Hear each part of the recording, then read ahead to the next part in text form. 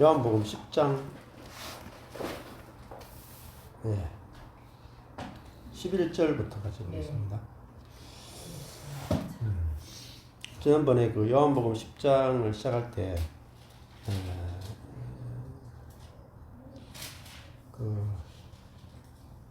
예수님이 내가 문이다. 9절에 보면은 내가 문이다.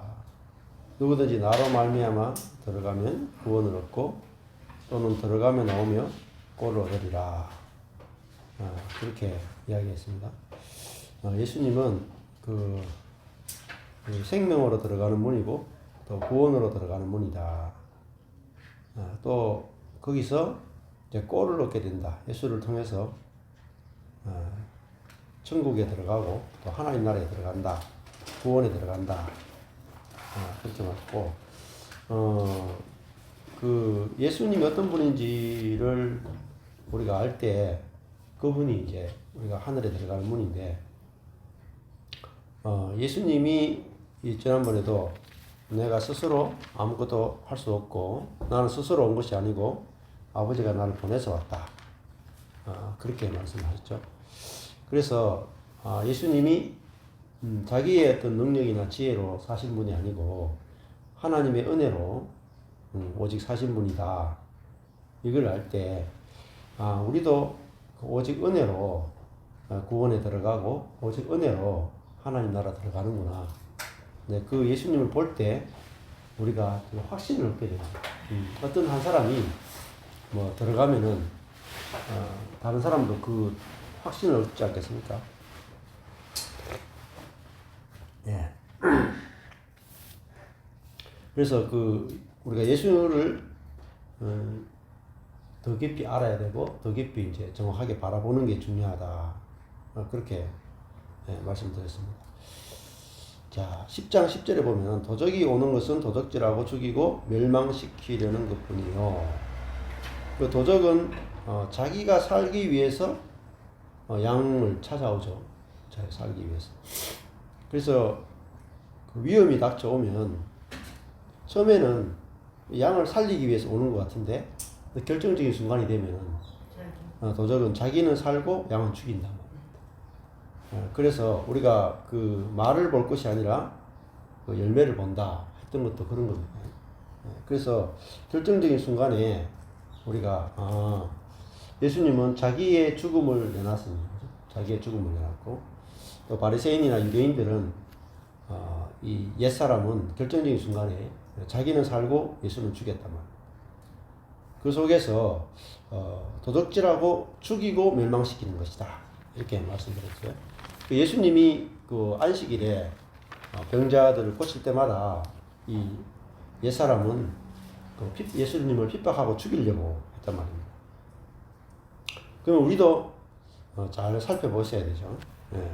내가 지금 어떤 생각을 하고 있다. 내가 어떤 사람에 대해서건 교회에 대해서건 나라에 대해서건 어떤 것에 대해서건 마지막 결론이 뭐냐가 참 중요해요. 자, 내가 어떤 아주 처음에 선한 생각을 하건 옳은 생각을 할 수 있어요. 과정으로. 근데 선악과는 과정에서는 옳은 생각을 해요. 그렇잖아요. 선악 중에서 선한 생각으로 시작을 해요. 근데 마침은 죽이는 거야. 이게 아주 중요해요. 그러니까 우리가 어떤 생각의 결론이 뭐냐? 죽이고 멸망시키는 거냐?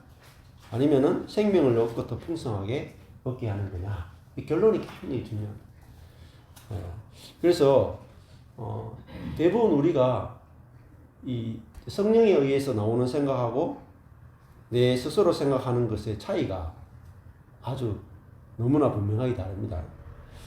생각을 많이 하면은 사람이 이제 대부분 부정적이 돼요.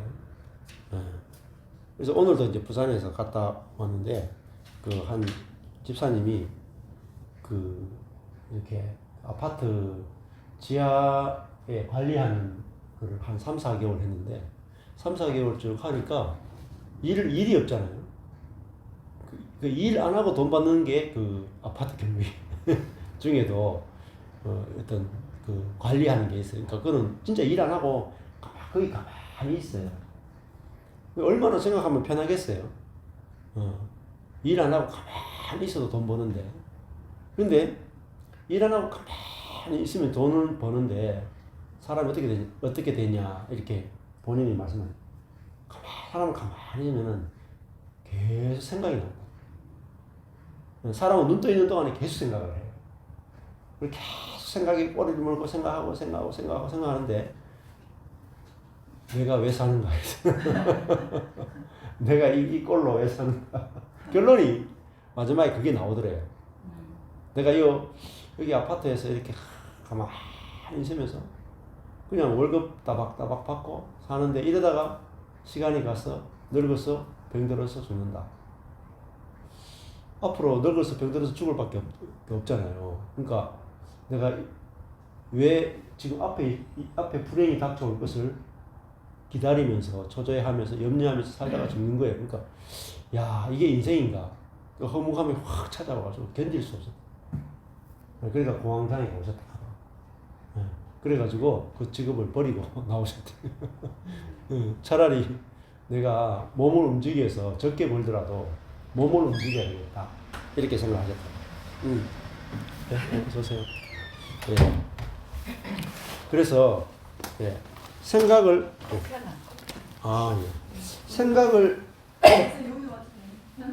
생각을 많이 하는 게 해롭습니다. 저희 어머니도 봐도 그렇고 장모님을 봐도 그렇더라고요. 연세가 드시면은 일이 없잖아요. 일하러도 못 가고 집에서 가만히 있습니다. 노인 세대들이 하는 게 뭐냐면 집에 가만히 앉아 있어요. 일도 없어 이제. 집에 한 3끼도 한 2끼 정도 해 먹고, 요즘 또 나이 드신 분들이 2끼도 안 해 먹어. 귀찮아가지고. 보면 은퇴하신 분들 60대 이후에 보면은 60대 후반, 70대, 80대 보면은 하루 3끼 안 드시죠, 대부분. 한 끼 정도 해 먹고 2끼는 밖에 나가서 아침에는 아주 간단하게 드시고, 점심은 밖에 나가서 외식하든지 하고, 저녁에 한 끼 드시고, 이렇게 하니까 시간이 많이 나는 분들이 있어요. 근데 시간이 많이 나니까 저희 어머니도 앉아가지고 계속 몸이 아프니까 일은 없고 앉아가지고 계속 하루 종일 생각하는 거예요. 하루 종일 뭐 생각하냐면 자식들 걱정하는 거예요. 생각하고 걱정하고 염려하고 본인 몸 아픈 거 생각하고, 이 생각이 괴로워 죽는 거예요. 생각이. 그게 병이다. 딴 게 병이 아니고 그지? 예. 장모님도 그런 거예요. 장모님도 앉아가지고 책을 읽는데 책 읽으면서 하루 종일 생각하는 거예요. 생각하면은 옛날에 거 소소한 것도 생각하고, 그때 내가 왜 그렇게 살았나 생각하고, 또 내 몸 아픈 거 생각하고, 앞으로 닥칠 미래 생각하고, 또 자식들에게 섭섭한 거 생각하고. 그런 거는 믿기나 안 믿기나 다 똑같잖아요. 예. 사람이. 그게 몸에서 저절로 올라오는 거예요. 그런 거는 그럼 어떻게 치료해야 돼? 어떻게 상담해야 돼? 그래서 생각은 사단적이라는 걸 아셔야 돼요. 생각 자체가 이 몸에서 나오는 거거든요. 몸이 생각을 지배하고 있어요. 그래서 내가 지금 살 때, 이 생각이 자기중심성의 지배를 받고 있고, 하나님처럼 되고 싶고, 그 다음에 무조건 내 뜻대로 되고 싶고, 내가 무조건 옳게 빨리 생각한다. 과거를 생각하건, 현재를 생각하건, 미래를 생각하건, 내가 어떤 사람과의 관계를 생각하건, 나는 옳았는데 저 사람은 틀렸는데 이 생각이 계속 피어올라요. 자식 관계도 그렇고, 시댁 관계도 그렇고, 친구 관계도 그렇고, 교회 관계도 그렇고, 내가 옳았는데 저 사람이 틀렸는데 괴롭다. 저 사람 밉다. 이 생각이 속에서 계속 올라오는데, 그게 계속 스트레스고 이 노년의 삶을 다 지옥으로 만들더라고요. 그래서 너무 제가 옆에서 지켜보니까 너무 염려가 많고 너무 부정적인 것이 많고 본인이 다 괴로워.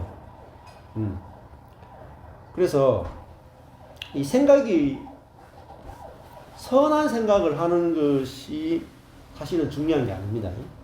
젊었을 때는 젊었을 때는 내가 내 자신 어느 정도 통제력이 있으니까 활동도 할 수 있으니까 악한 생각보다는 선한 생각을 많이 하려고 하고 힘이 있으니까 선한 생각을 많이 하려고 해요. 또 악한 생각 하다가도 뭐 활동하기도 하고 이러면은 이게 상쇄가 돼요. 근데 나이 딱 들잖아요. 못 움직이잖아요. 그러면은 뭐 앞에 미래도 캄캄하잖아요. 몸이 계속 나빠지니까 미래를 생각해도 몸이 더 나빠질 것밖에 없거든요. 그러니까 자꾸 부정적이 되는 거예요. 생각이 계속 올라오는 거라. 그래서 이 사람은 생각으로 살면은 사망이거든요. 그래서 육의 생각은 사망이고 영의 생각은 생명이다. 이게 로마서 8장의 이야기거든요. 그러니까 이 생각이 사실 이걸 알아야 돼요. 생각이 절대로 중립적인 게 아닙니다. 그리고 이 생각을 내가 통제하는 게 아니고 이 생각이라는 것은 내 안에 있는 사단이 지배하든지 성령이 지배하든지 둘 중에 하나예요. 근데 우리는 내 생각을 내가 생각한다고 생각하는 거예요. 여기서 속습니다. 나이 들어보면은 내가 생각하는 게 아니라 내 안에 있는 죄가 생각을 계속 일으킨다는 거예요. 생각. 저도 뭐 저희 교회가 축사 사역을 많이 해봤잖아요. 귀신 쫓아내는 걸 해봤잖아요. 그러니까 귀신 쫓아내는 걸 해보면 평소에 우리가 어떤 쪽으로 막 기질적으로나 아니면 상처나 부정적인 거나 우울한 거나 모든 것들이 내가 생각하는 게 아니에요. 우리 안에 있는 귀신과 사단이 생각을 넣어주고 생각을 붙들어서 계속 귀신이 사단이 우리 생각을 장악하고 있단 말입니다. 그래서 나의 생각이 내 생각이 아니구나를 아는 게 굉장히 중요해요. 그래야 해방이 됩니다. 근데 이거는 그냥 지식이 아니에요. 그러니까 이게 오늘도 이제 부산에서 좀 전에 커피 나누면서 이야기하다 왔는데 굉장한 그 공황장애가 있단 말입니다. 공황장애 있는 분이 있어가지고 갑자기 모든 걸 다 그만두고 병원에 가서 진찰을 해보니까 아무 이상이 없어요. 근데 막 죽을 것 같은 거야. 공황장애도 하더라고요. 위가 나쁜 사람은 위가 막 쪼여오고, 간이 나쁜 사람은 간이 막 쪼여오는 것 같고, 하여튼 자기 나쁜 부분에 막 이렇게 쪼여와가지고 숨을 못 쉬고 죽을 것 같아요. 우리 주변에 그런 사람. 예. 그러니까 그렇게 했는데 그 권사님이 그 가족들 다 모아놓고 요한일서 말씀을 가지고 하나님의 아들이 온 것은 사단의 일을 멸하러 왔다. 이렇게 딱 하니까 그 광장에 있는 사람의 그 이모인가 그분이 막 거품 물고 막 난리가 난 거예요. 네, 그러면서 이제 그게 광장의 부분이 치유가 되고 나왔다 이렇게 이야기하더라고요. 그러니까 그 귀신 들린 것으로 이렇게 증상이 나타나는 것은 그것도 사실 부분적인 거예요. 귀신보다 더 깊은 부분은 사단이거든요.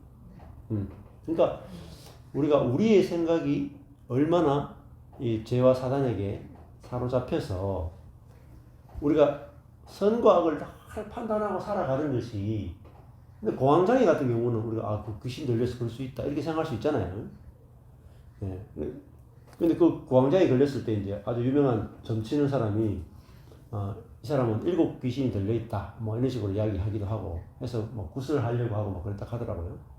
그랬는데 이제 축사를 통해서 나타나가지고 낫고 이렇게 했는데, 우리는 이제 악한 것이 그 사람 속에서 막 우울증, 공황장애, 뭐 정신병 아니면은 뭐 죽고 싶은 거, 자살 충동, 뭐 그런 것은 귀신이 하는 역할이라고 생각을 하는 사람들이 꽤 있죠. 그래서 귀신 쫓아내면은 그 부정적인 생각이 확 끝나요. 저도 축사 사역에 보니까 그런 부정적인 생각이 있던 사람이 귀신이 탁 쫓아내니까 그런 부정적인 생각이 싹 사라져요. 그걸 보면서 우리의 생각이 얼마나 그 사로잡혀 있는가 하는 것들을 막 보게 됐죠. 근데 더 깊이 못 본 거 뭐냐면, 선한 생각과 긍정적인 생각조차도 사단에게 사로잡혀 있다는 겁니다. 그러니까 사실은 원래는 우리가 생각이 없는 상태, 예. 생각이 없는 상태, 그게 사실은 가장 온전한 거거든요. 예. 그래서 하나님이 우리의 생각과 감정과 의지를 지배해서 선한 생각이 나오는 게 아니고 살리는 생각이 나오는 게 중요해요. 그걸 이제 생명을 얻고 또 풍성히 얻는다. 선한 것과 생명은 다르거든요. 선한 것은 이게 옳으냐 그르냐 따져가지고 이 사람이 틀렸으면은 비난하고 정죄하는 게 나오잖아요. 선은. 근데 생명이라 하는 것은 아예 옳고 그름을 안 따지는 걸 생명이라고 해요. 그러니까 영의 생각은 옳고 그름을 안 따지고 그 사람을 살리고자 하는 게 영의 생각이고, 이제 육의 생각은 악한 것도 나오고, 악한 생각도 나오고, 선한 생각도 나오는데, 악과 선을 따져서, 악한 것은 비난하고, 또 선한 것은 장려하죠. 그렇지만은, 결국은 그 사람 속에서 그 악한 것이 하나라도 보이면 즉시 비난하고 죽이고 싶은 마음이 나온단 말입니다. 그래서, 그 생각이라 하는 것이 우리 안에 있는 성령이 우리의 생각과 연합되어 있느냐, 아니면은 우리 안에 있는 죄와 내 생각이 연합되느냐에 따라서 나오는 것이 완전히 다릅니다. 그래서 노후에도 제가 이렇게 보니까 진짜 행복한 것은 딴 게 아니고 이렇게 마음이 행복하냐가 제일 중요한 것 같아요. 내 마음에서 생명과 살리는 것들이 나오면 행복합니다. 관계가 행복하니까. 내가 자녀를 볼 때도 판단하고 정죄하는 게 안 나오고, 자녀를 볼 때도 내가 어떻게 이런 자녀를 둬서 내가 이렇게 행복하냐. 우리 자녀가 참 너무너무 좋네. 내가 이런 자녀의 아빠, 엄마가 되게 너무 행복하다. 이게 영의 생각이란 말입니다. 영의 생각 나오면 고민이 없잖아요. 자녀를 볼 때마다, 또 배우자를 볼 때마다, 내가 또 형제 자매를 볼 때마다 내 속에서 그 생명이 나오면 내가 갈수록 스트레스가 없죠. 스트레스가 없고 막 행복하잖아요. 근데 내가 생각을 하면은 꼭 나오는 게 누가 옳으냐 그러냐. 그러면 그거 따지면요, 저 사람은 저거 틀렸는데 고치고 싶어. 근데 안 고쳐지잖아요. 스트레스를 받아. 나도 스트레스를 받고 상대방이 스트레스를 줘요. 근데 그게 별거 아닌 것 같아도 그런 이 정신적인 스트레스가 우리 이제 육신의 건강에도 상당한 영향을 미칩니다. 진짜 굉장한 영향을 많이 미쳐요. 그래서 이게 관절염, 또 위에 어떤 스트레스를 줘가지고 위액이 많이 이렇게 분비가 된다거나, 위에 병이 생기거나, 또 혈관에 문제가 생기기도 하고, 또 이렇게 관절염 같은 게 손가락이 휘기도 하고 이렇게 됩니다. 그래서 우리가 예수의 생명으로 산다는 것은 항상 살리는 것이 나오기 때문에 스트레스가 없다는 겁니다. 현저하게 스트레스가 없죠. 자, 그래서 근데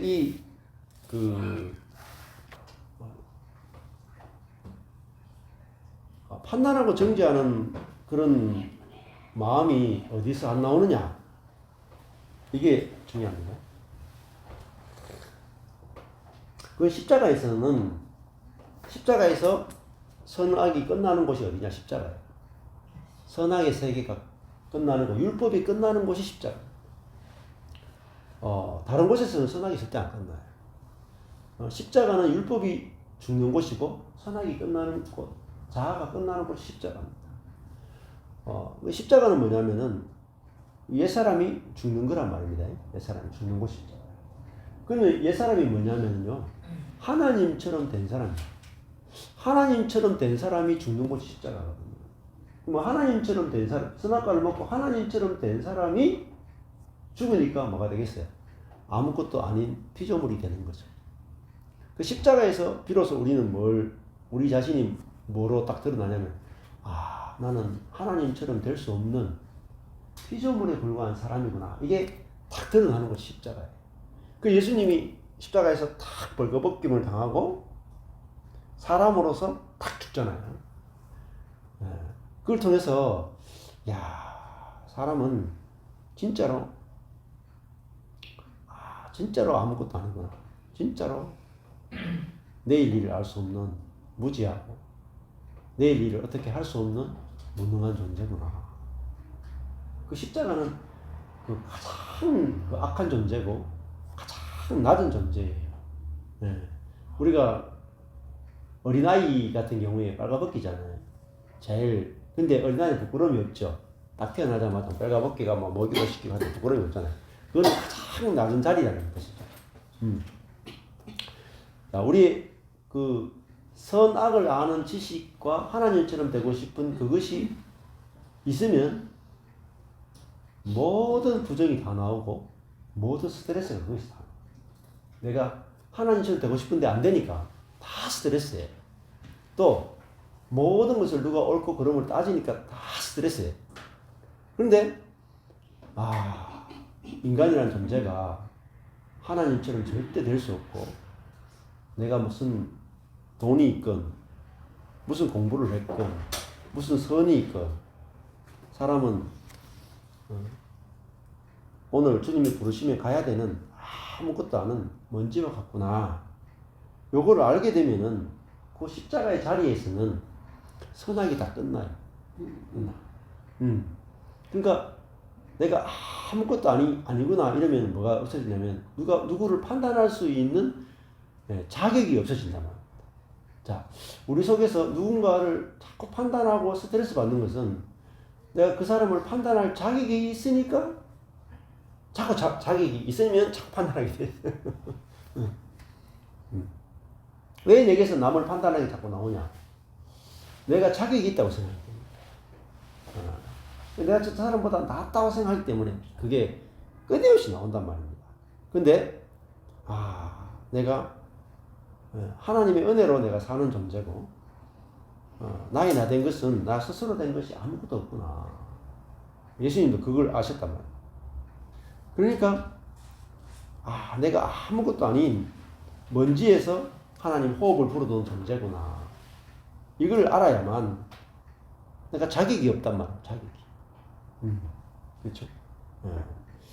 저도 이제 목회하다가 하나님이 싹 목회를 딱 망하게 하니까 뭘 알게 됐냐면 제가 자격이 없더라고. 자격. 그러니까 십자가는 어디냐면 자격이 없는 곳이 십자가예요. 왜냐면 가장 흉악한 죄인이 뭐냐면 십자가에 죽는 죄인입니다. 그러니까 통합 즉 장신대학원에 있는 교수님 한 분이 은퇴하셨는데 그분이 하더라고요. 십자가에 죽는 죄인이 바로 나다. 근데 십자가에 죽는 죄인은 어떤 죄인이냐면 그 사회에서 사라져야 될 첫 번째 존재가 십자가에 죽는 죄인이다. 이렇게 말했어요. 근데 그 교수님 하더라고요. 내가 이 신학교에서 없어져야 될 첫 번째 사람이다. 이렇게. 그게 얼마나 깊이 빛을 받겠어요? 그분이. 그러니까 예수님을 십자가에 달아 죽일 때 유대인들이 뭐라고 생각했냐면 이 예수는 성문 안에서 죽이면 안 된다. 성문 밖에서 죽여야 된다. 그 말은 뭐겠습니까? 이 공동체에 절대로 존재하면 안 되는 첫 번째 사람이 바로 십자가에 못 박히는 죄인이죠.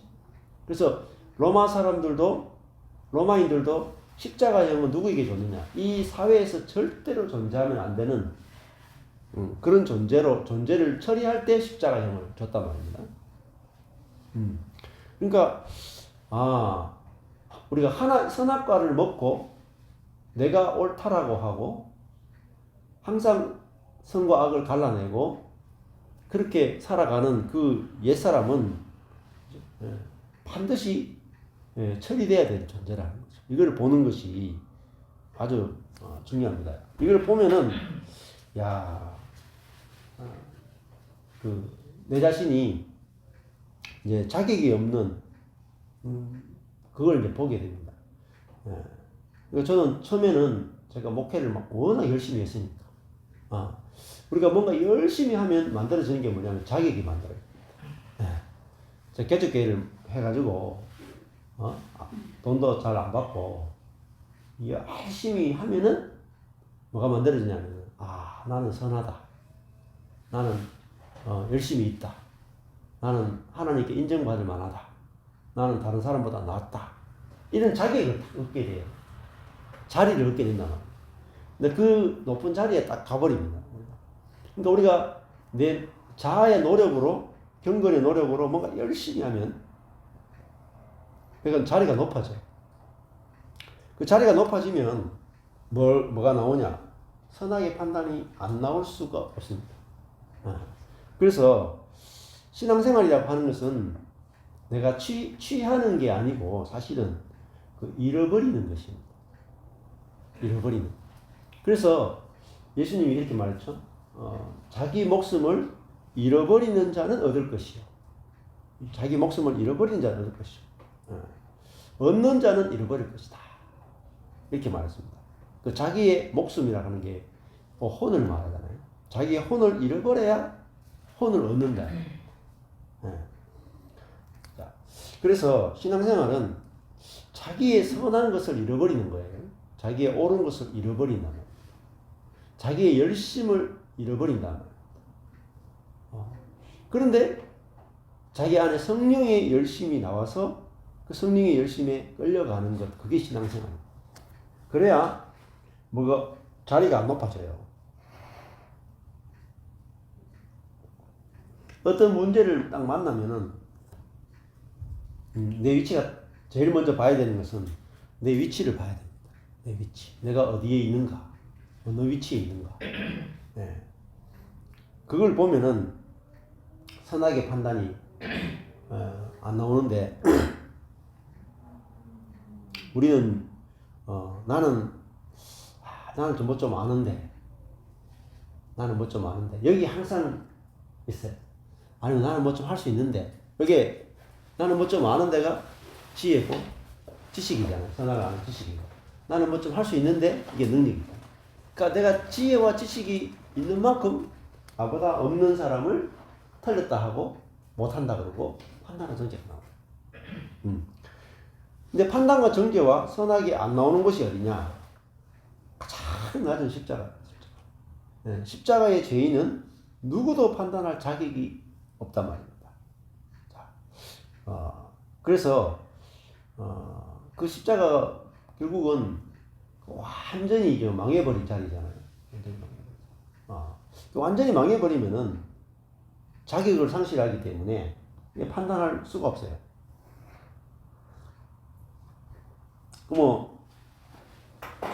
저도 목회가 완전히 망하고 나니까 그 다음에는 저 사람이 부목사를 오래 했느냐, 전도사를 오래 했느냐, 목사를 오래 했느냐, 성도가 몇 명이냐, 이거 판단할 자격이 없더라고요.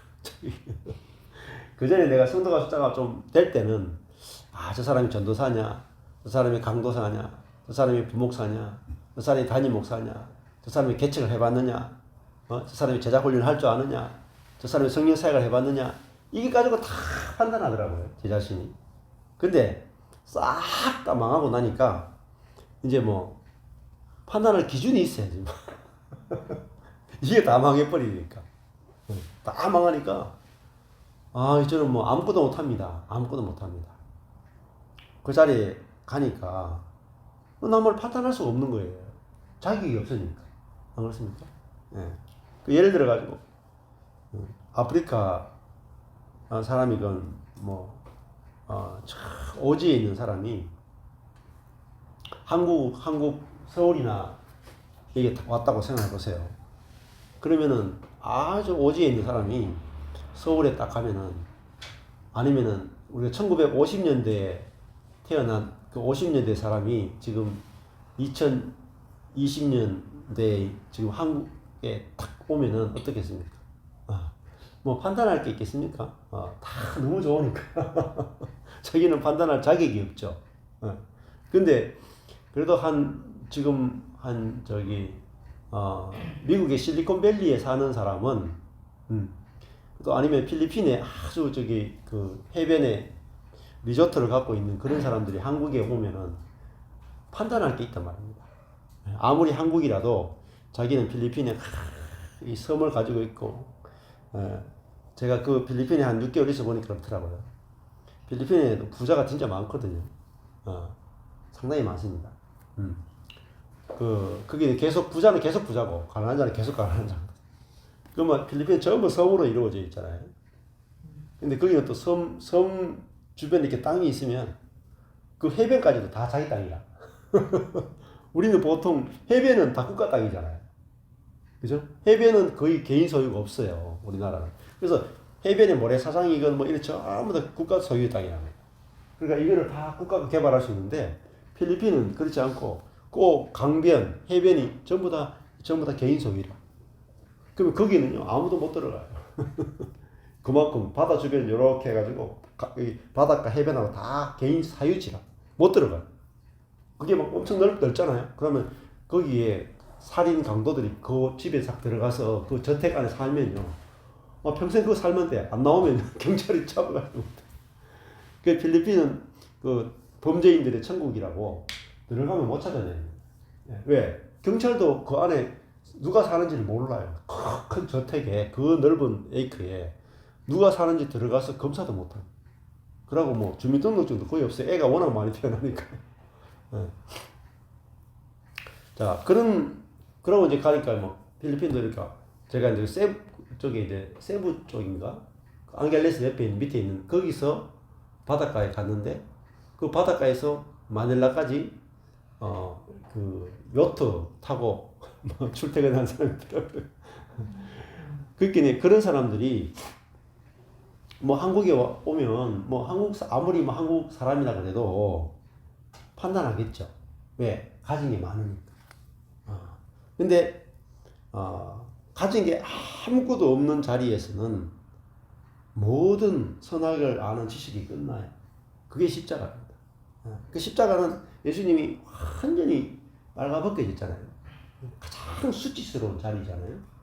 근데 그 자리에 가니까 정말 저주스러운 자리 같지만 뭐가 끝나느냐 하면은 자기의 가장 수치가 드러나고 가장 약함이 드러나는 그 자리에서 남을 판단하고 정죄하는 게 끝나버리는 거예요. 그래서 하나님이 우리에게 각자에게 큰 어떤 실패나 절망이나 어려움을 딱 주시는 이유는 가장 낮은 자리를 경험해 볼 때 그 가장 낮은 자리에서는 남을 판단하고 정죄하는 선악의 지식이 딱 끝나요.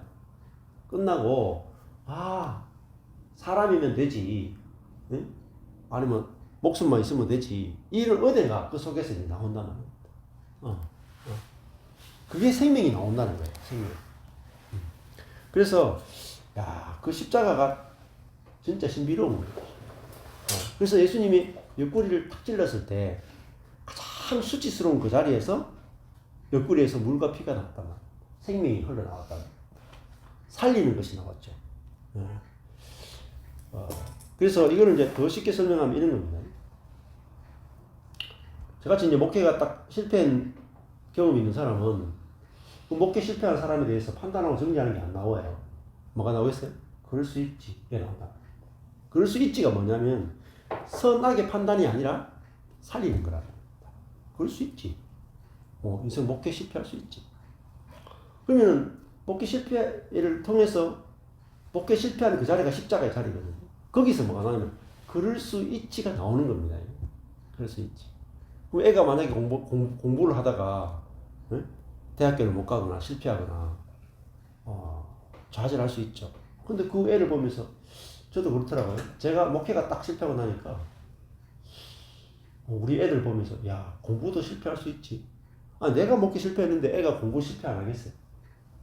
그래서 그때 제가 이제 그런 생각이 들더라고요. 우리 애들이 공부 실패해도 그거 당연한 거구나. 그럴 수 있지 하면서 제가 이제 애들을 공부를 가지고 잘한다 못한다 막 거기에 집착하고 너는 공부를 잘해야 돼, 잘해야지 인생이 어떻게 돼, 여기서 이제 해방이 되더라. 그래서 뭐 꼴찌할 수 있지.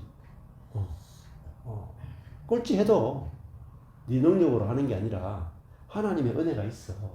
이렇게 이제 말을 하게 되잖아요. 근데 이런 말이, 이런 생각이 어디서 나오느냐면은 제가 그 실패한 자리에서 나오더라고요. 실패한 자리에서. 성공한 자리에서는 사실은 잘 안 나와요.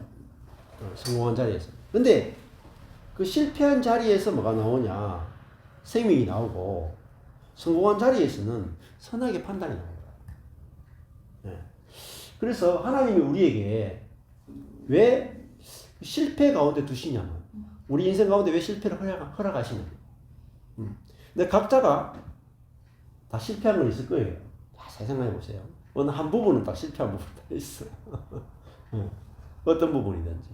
근데 그 한 부분의 실패를 통해서 뭐 전부 다 실패할 수는 없죠. 인생의 모든 부분을 다 실패할 수는 없죠. 근데 어느 한 부분은 내가 아주 크게 일어날 수 없을 정도로 하나님께서 십자가에 꼼짝도 못할 정도로 탁 못 박아서 꼼짝도 못하게 하는 그런 자리가 있단 말입니다.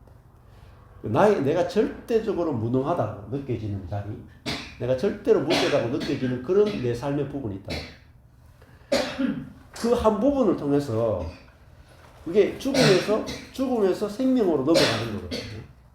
문이다 말입니다. 그게 문이거든요. 자, 그러면 예를 들면은 율법도 마찬가지입니다. 내가 율법이 있는데 율법을 정말로 지킬 수 없구나. 예를 들면은 제 아내 같은 경우도 용서하라. 용서. 근데 우리 그 지체 가운데 용서되지 않는 어떤 형제가 있었어요. 아내. 그래가 용서하려고 아무리 몸부림쳐도 용서가 안 돼. 네. 또 어디 가니까 막 필리핀 갔을 때도 막 누가 와서 막 아내 보고 용서하라. 왜 이렇게 교만하냐고. 용서하라 하는데 왜 용서 안 하냐고. 등 두드리고 뭐 이랬거든요. 그때 아내가 내가 용서 안 하고 싶어서 안 하나. 용서가 안 돼서 안 하지. 네. 그래서 그때 이제 경험한 게 뭐겠어요? 내가 원수가 있는데 쉽게 용서가 되면 어떻게 하겠어요? 내가 원수가 있는데 쉽게 용서가 되면 다른 사람에게 용서하라고 강요를 하겠어요. 근데 내가 누군가가 절대 용서가 안 돼. 이 인간 절대 용서가 안 돼. 그래가지고 속에서 막 미치겠어. 아무리 몸부림쳐도 용서가 안 돼. 근데 그 부분 율법에 대해서 자기는 뭡니까? 십자가에 벌거벗겨진 거죠. 나는 절대로 누군가를 용서할 수 있는 마음이나 능력이 없구나. 그러니까 자기가 용서할 능력이 없구나. 그게 완전히 벌거벗겨진 자리잖아요. 능력이 없는 자리잖아요. 근데 그 한 걸 하나를 통해서 야, 나는 율법을 지킬 수 없구나. 알게 되고. 그 다음에 그게 있어야 남들이 율법을 못 지킬 때도 그럴 수 있지. 그럴 수 있지. 당연하지. 하고 생명이 나간단 말입니다. 그러니까 내가 율법을 지킨 부분은 내가 율법을 지켜낸 부분에서 생명이 나오는 게 아니라 사실은 율법을 못 지켜낸 부분에서 상대방을 살려야 되는 생명이 나온다. 요걸 하는 게 너무너무 중요해요. 그래서 하나님은 내게 능력을 주시는 게 아니라 능력을 빼앗는 부분이 나온다. 그래서 요 근래에도 한 사람이 하더라고요. 하나님 왜 내게 능력을 안 주십니까? 내가 능력을 줄 때까지 기다렸다. 근데 하나님 능력을 안 주세요. 왜 안 주겠습니까? 능력을 주면은 뭘 하겠어요? 나는 이런 능력이 있으니까 주변의 사람들을 지금도 다른 사람을 비판하고 정죄하고 살고 있는데 그 없는 능력까지 줘놓으면은 얼마나 더 정죄하고 돌아다니겠어요.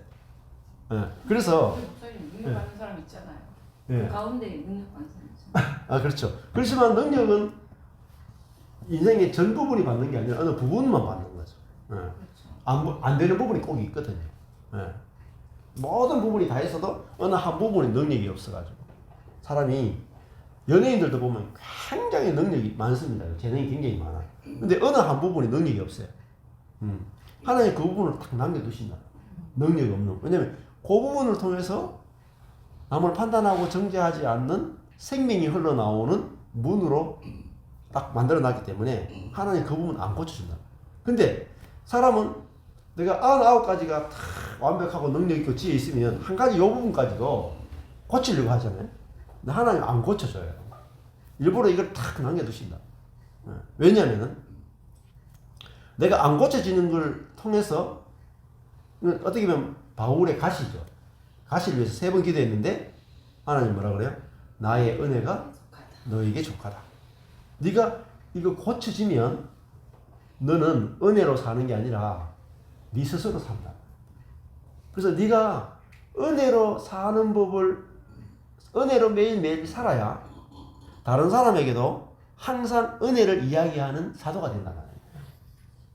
그래서 내 어떤 부분이 하나님이 내가 오랫동안 이 십자가 복음 말씀을 들었는데도 어느 부분 안 고쳐지고 계속 둘 수가 있어요.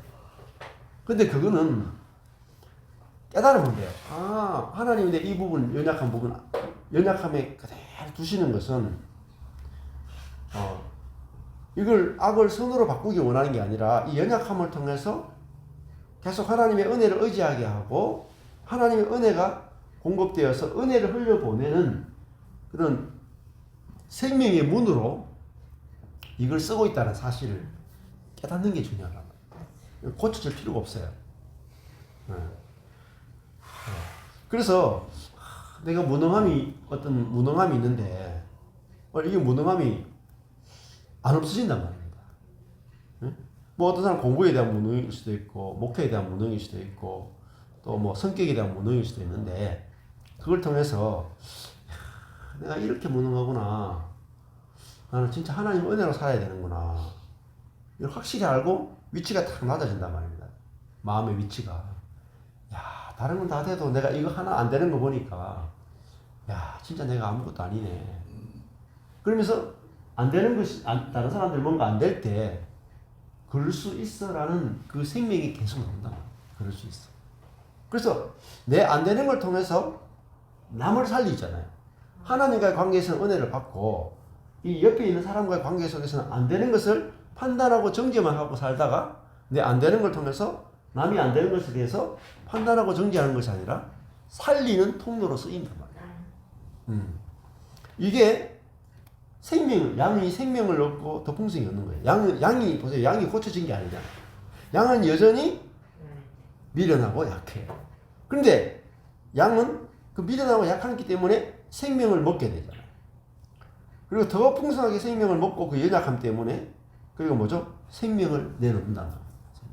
그래서 양은 자기가 죽어서 남을 살리는 생명이 나오잖아요. 근데 뭐 때문에 나옵니까? 그 미련함과 약함 때문에 나오는 거죠. 예. 강한 짐승은 생명이 나오는 게 아니라 죽이는 게 밖에 안 나온단 말이에요. 자기가 강하니까, 자기가 지혜로우니까. 예.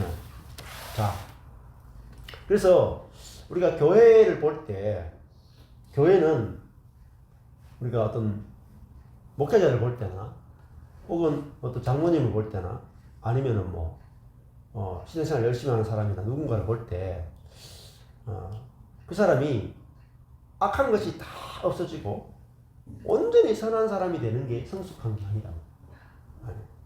진짜 진짜 생명 안에서 자랐다고 하는 것은 뭐냐면은 악한 성도가 선한 성도가 되는 게 아니라 자기의 연약함을 기뻐하는 사람, 자기의 연약함을 오픈할 수 있는 사람. 그래서 자기의 연약함을 통해서 남을 살리는 통로로 쓰이는 사람이 그게 정말 참 그리스도인이다.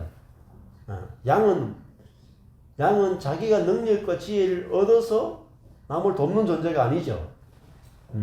양은 자신의 연약함을 내놓고 자기의 미련함을 내놓고 자기의 살을 내놓고 자기의 털을 내놔서 남을 살리기에 최적화된 존재가 양입니다. 남을 살리. 자기를 살리기에는 최적화되지 않습니다. 최악이라.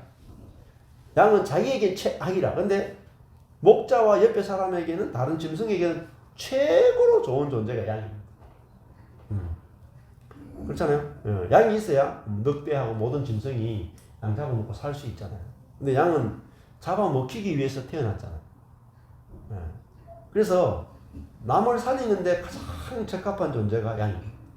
근데 자기를 살리기에는 최악의 존재가 양이에요. 근데 이게 양이 하나님이 나를 양으로 지은 이것이 좋아 보이느냐 싫어 보이느냐에 따라서 천국과 지옥이 왔다 갔다 하는 거예요. 그러니까 10편 23편이 굉장히 중요하잖아요. 왜 그렇게 많이 읽혀졌겠어요? 다윗의 10편이잖아요. 10편 23편이 유명한 이유는 다윗이 왕인 다윗이 자신을 양으로 표현하고 있다는 거죠. 이게 중요한 거예요. 야, 다윗은 왕이고 그리고 신앙이 엄청 좋은 사람인데 다윗은 자신을 여호와는 나의 목자시다. 그렇게 표현하고 여호와는 나의 목자시니 내게 부족함이 없다. 나는 그분의 양이다. 양인데 부족함이 없다. 그리고 그 뒤에 보면은 원수의 목전에서 내게 잔치상을 베푸셨다.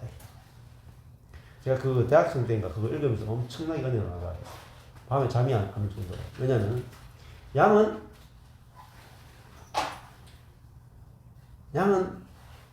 정말 미련하고 약한 존재잖아요. 근데 짐승은 곰이나 늑대나 이런 사자나 표범은 엄청나게 강하죠. 그런데 양이 잔치가 벌어지는데 어디서 잔치가 벌어지냐면은 원수들의 눈앞에서 잔치가 벌어집니다.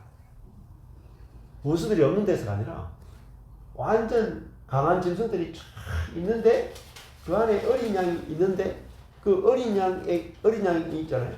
먹을 것이 너무 많아. 잔치야, 잔치. 기쁨이 넘치는 거예요. 야, 그걸 보니까 너무너무 기쁘더라고. 그러니까 우리가 아무것도 아닌 인간이고 내일 일도 모르는 인간이고 진짜 미련하고 약한데 우리 속에서 잔치가 벌어지는 거죠. 이것이 예수님이 오신 목적이다. 이렇게 말씀을 드릴 수 있습니다. 자, 조금만 쉬었다가 하겠습니다.